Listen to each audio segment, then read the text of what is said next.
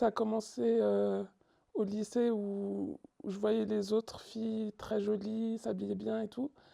Et moi, j'arrivais pas à me mettre en valeur. Et j'essayais toujours d'être plus que les autres, c'est-à-dire que je me concentrais sur mes études et en même temps, je me concentrais sur mon apparence, comment je pouvais la changer.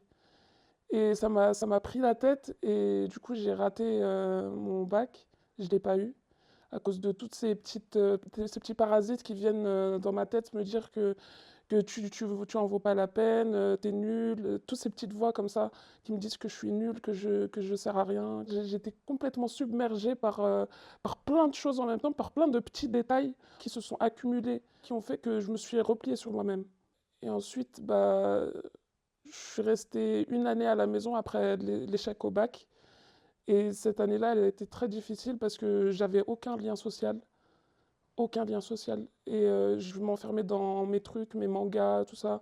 J'étais complètement fermée à l'extérieur. Même pour sortir, juste acheter du lait à l'épicerie, j'arrivais pas. J'arrivais pas à sortir de chez moi. Et voilà, puis j'ai passé mon bac en candidat libre. Et j'étais très heureuse de l'avoir obtenu cette fois-ci. Trop heureuse. Et j'étais vraiment trop haut au niveau de mon humeur. Et je me suis un peu emportée. J'ai fait une année de médecine qui n'a pas abouti. Pareil, je restais à la maison, j'y allais pas. Et ensuite, je suis rentrée en informatique. Et là, j'ai vu les gens qui étaient plus ouverts, ils se parlaient, il y avait des liens d'amitié et tout. Et moi, j'ai essayé de m'incruster en fait dans ce genre de relation et tout. Sauf que ça s'est mal terminé parce que j'étais vraiment bizarre. C'est-à-dire que je m'excitais pour rien, je sais pas où m'arrêter, je sais pas où commencer.